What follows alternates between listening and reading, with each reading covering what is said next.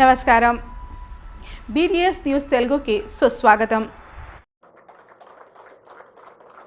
ఇదే కాకుండా తెలంగాణ రాష్ట్రంలో ఉన్న పేదలకు వైద్యము ఉచితంగా అందించాలి.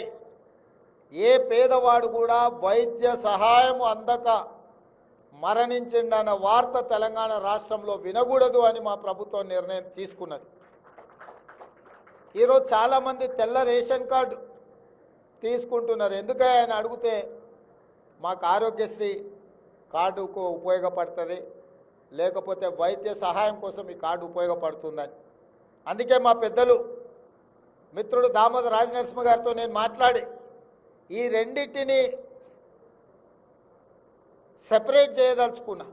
ఈ రాష్ట్రంలో ఉండే ప్రతి పౌరుడికి ఒక హెల్త్ కార్డు ఇచ్చి ఆ ప్రతి పౌరుడికి ఒక హెల్త్ ప్రొఫైల్ బిల్డ్ చేసి ప్రాథమికంగా ప్రతి వ్యక్తికి ఉన్న బ్లడ్ గ్రూప్ కావచ్చు, అతనికి ఉన్న చిన్న చిన్న సమస్యలు కావచ్చు, పెద్ద సమస్యలు కావచ్చు, ముందే వాళ్ళ హెల్త్ ప్రొఫైల్ హెల్త్ చెకప్ చేయించి వాళ్ళకు ఒక యూనిక్ కోడ్ ఇచ్చి ఒక డిజిటల్ కార్డు ఇస్తే అతను ఏదైనా హాస్పిటల్కి వెళ్ళి ఆ డిజిటల్ కార్డు హాస్పిటల్లో ఇస్తే కంప్యూటర్లో ఒకసారి ట్యాప్ చేస్తే అతనికి అంతకుముందు ఏం టెస్టులు చేసిండ్రు, ఏ వైద్యం అందించిండ్రు, అతనికి ఏం సమస్యలు ఉన్నాయి, అతను ఏం మెడిసిన్స్ వాడిండు అంతకుముందు, ఇప్పుడు ఏం చెయ్యాలి అన్నదాన్ని కూడా డాక్టర్లకు వెసులుబాటుగా ఉండడానికి ఈచ్ ఇండివిజువల్ పర్సన్కి ఒక హెల్త్ ప్రొఫైల్ కార్డ్ని క్రియేట్ చేయాలని మా ప్రభుత్వం ఆలోచన చేస్తుంది.